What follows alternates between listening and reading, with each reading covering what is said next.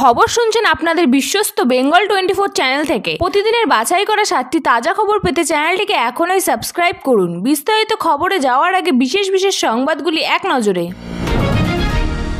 খুন ধর্ষণের হুমকি, টিএমসিপি কর্মীদের মারধরের অভিযোগ কাউন্সিলরের বিরুদ্ধে, উত্তপ্ত যোগেশ।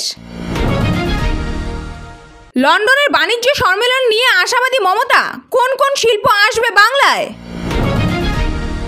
শুভেন্দু মার খেলে খুশি হতাম, বিজেপি নেতার আচরকাণ্ডে কি বললেন কল্যাণ বন্দ্যোপাধ্যায়।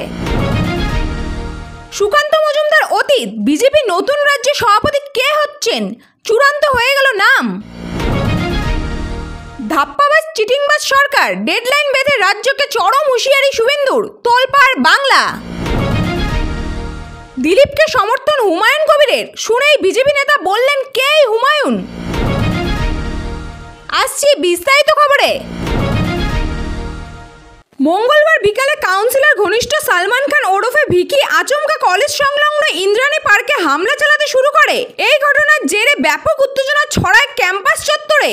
জানা যাচ্ছে ছাড় পায়নি এই কলেজের ছাত্রীরাও, অভিযোগ উঠেছে তাদের ওপরেও চড়াও হওয়ার, এমনকি মারধর করার পাশাপাশি খুন ধর্ষণের হুমকি দেওয়ারও অভিযোগ উঠেছে সালমান এবং তার দলবলের বিরুদ্ধে।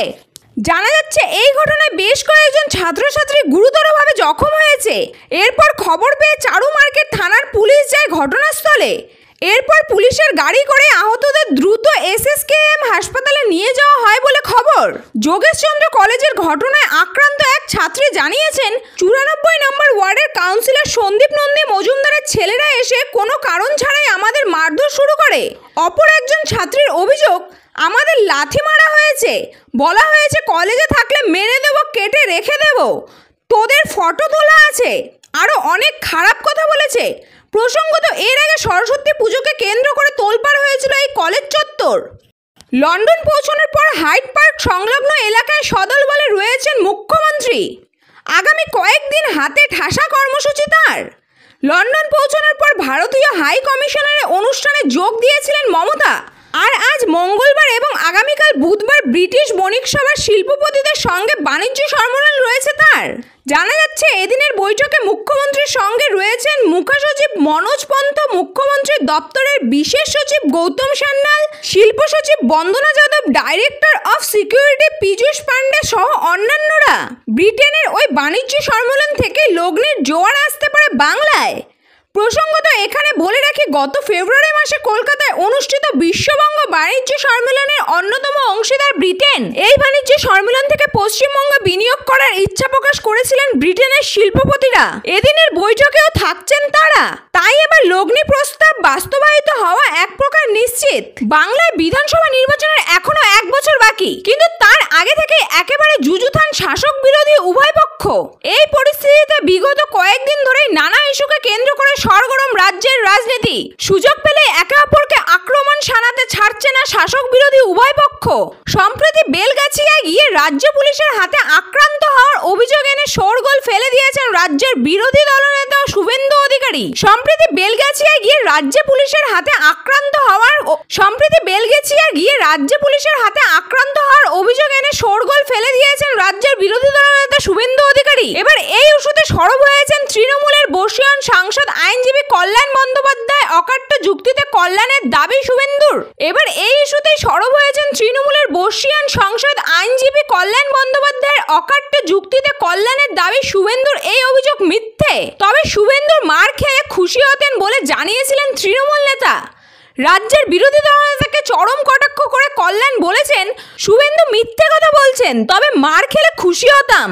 বছর খানেকের অপেক্ষা, তারপরেই বাংলায় বাজবে ভোটের দামামা। এই আবহে বিজেপির পরবর্তী রাজ্যের সভাপতি কে হবেন তা নিয়ে সামনে আসছে নয়া আপডেট। সুকান্ত মজুমদারের সম্ভাব্য উত্তরসূরির নাম নিয়ে বিগত কয়েক মাস ধরে বিস্তর জল্পনা কল্পনা চলছে।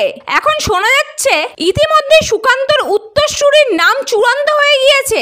গত লোকসভা ভোটের পর কেন্দ্রীয় প্রতিমন্ত্রী হয়েছেন বালুরঘাটের সাংসদ সুকান্ত মজুমদার। এরপর বিজেপির রাজ্য সভাপতি পদ থেকে তাকে সরে দাঁড়াতেই হতো। জানা যাচ্ছে সাংগঠনিক নির্বাচনের দ্বারাই তাই সেই কাজ চলছিল। ইতিমধ্যে মণ্ডল ও অধিকাংশ জেলা সভাপতির নাম ঘোষণা করা হয়েছে। এবার নতুন রাজ্যের সভাপতির নাম ঘোষণা হতে পারে বলে খবর। সম্প্রতি সুকান্ত মজুমদারের দিল্লি বাসভবনে রাজ্যের বিরোধী দলনেতা শুভেন্দু অধিকারী সহ সকল সাংসদ উপস্থিত হয়েছিলেন। সেখানে তাদের বৈঠক ও নৈশাহারের আয়োজন করা হয়। সেদিন সুকান্তর হাতে ফুলের তোড়া তুলে দিতে দেখা যায় শুভেন্দুকে। এক সাংসদ জানিয়েছেন, ওই বৈঠকে বিজেপির বর্তমান রাজ্যের সভাপতিকে কার্যত বিদায় সম্বর্ধনা দেওয়া হয়েছে।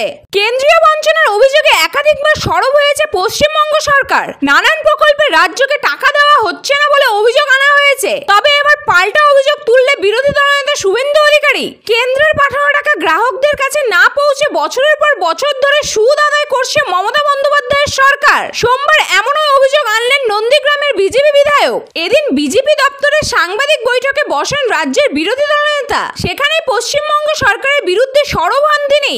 বলেন, 2023 সালের 18 অক্টোবর কেন্দ্রীয় সরকার টাকা দিয়েছে। এই ধাপ্পাবাজ, চিটিংবাজ, ফেরেববাজ সরকার 2 বছর সেই টাকা সুদ খেয়েছে। আশাকর্মী ফোন কেনার জন্য 10,000 টাকা করে প্রায় 101 কোটি টাকা দিয়েছিল কেন্দ্র। এই টাকার সুদে বিগত 2 বছর ধরে মুখ্যমন্ত্রী ছবি ছাপিয়েছে রাজ্য সরকার। মেলা, খেলা ইত্যাদিতে খরচ করেছে। বিগত কয়েকদিন ধরেই বঙ্গের রাজনীতিতে চর্চায় রয়েছে বিজেপি নেতা দিলীপ ঘোষের মেজাজ। বছর ঘুরলে রাজ্যের বিধানসভার নির্বাচন। তার আগে এখনো পর্যন্ত বাংলায় বিজেপির রাজ্যের সভাপতির নাম চূড়ান্ত না হওয়ায় চলছে ব্যাপক চাপানুতার। এছাড়া এই মুহূর্তে বাংলায় ব্যাপক নড়বড়ে বিজেপির সংগঠন।